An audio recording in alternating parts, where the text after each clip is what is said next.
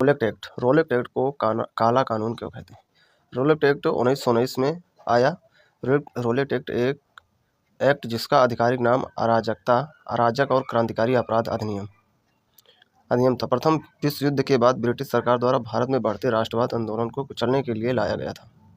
इसे sir Sydney रोलेक्ट की अध्यक्षता वाली एक समिति की सिफारिश पर आधारित होने के कारण रोलेक्ट एक्ट कहा गया।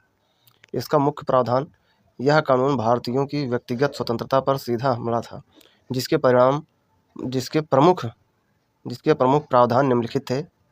बिना मुकदमा चलाए गिरफ्तारी। सरकार को यह अधिकार मिल गया था कि वह किसी भी व्यक्ति को बिना मुकदमा चलाए और बिना वारंट के संदेह के आधार पर अधिकतम 2 साल तक के लिए जेल में बंद कर सकती थी।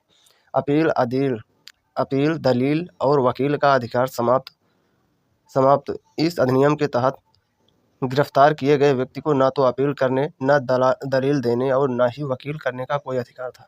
इसी कारण इसे भारतीय जनता ने न अपील, न दलील, न वकील वाला कानून कहा। न्यायिक समीक्षा में 12 राजद्रोह के मामले की सुनवाई विशेष न्यायाधीशों द्वारा की जाती थी और उनके फैसले के बाद किसी उच्च न्यायालय में अपील का अधिकार नहीं था।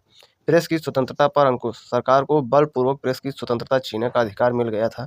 व्यापक विरोध और परिणाम। काला कानून भारतीय सदस्यों के एकजुट विरोध के बावजूद इंपीरियल लेजिस्लेटिव काउंसिल में इस एक्ट को जल्दबाजी में पारित किया गया, जिसके कारण इसे काला कानून कहा गया। रोलेक्ट सत्याग्रह। महात्मा गांधी ने इस अन्यायपूर्ण कानून के खिलाफ एक देशव्यापी सत्याग्रह शुरू करने का फैसला किया, जिसे रोलेक्ट एक्ट सत्याग्रह 1919 कहा गया। जलियांवाला बाग नरसंहार। रोलेक्ट एक्ट के विरोध में पंजाब में विरोध प्रदर्शन सबसे अधिक तीव्र था। पंजाब के 2 लोकप्रिय नेताओं डॉक्टर सत्यपाल और डॉक्टर सौफी किचलू की गिरफ्तारी के विरोध में 13 अप्रैल 1919 को अमृतसर के जलियांवाला बाग में एक शांतिपूर्ण सभा आयोजित की गई, जहां ब्रिटिश जनरल डायर ने अंधाधुंध गोलियां चला दी, जिसके परिणामस्वरूप भीषण जलियांवाला बाग नरसंहार हुआ।